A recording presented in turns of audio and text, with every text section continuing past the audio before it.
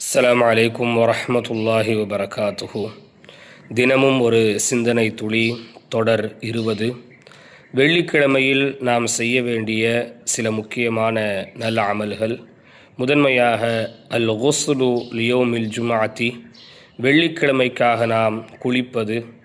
இரண்டாவது லுபுசு அஹசன சியாபி, அழகான ஆடைகளை அணிந்து கொள்வது. மூன்றாவது அத்தைகிபு பித்தீபி, நல்ல நறுமணங்களை அழகான முறையில் பூசிக்கொள்வது. அடுத்து அஸ்ஸிவாக், நல்ல முறையில் பல் தேய்த்து கொள்வது. ஐந்தாவதாக அத்தபுக்கீரு இலல் மஸ்ஜிதி, பள்ளிவாசலுக்கு முன்கூட்டியே விரைந்து செல்வது. ஆறாவதாக கிராஅத்து சூரத்துல் கஹ்ஃபி, கஹ்ஃப் சூறாவை முடிந்தால் முழுமையாக ஓதுவது அல்லது முதல் 10 வசனங்களையும் இறுதி 10 வசனங்களையும் ஓதிக்கொள்வது.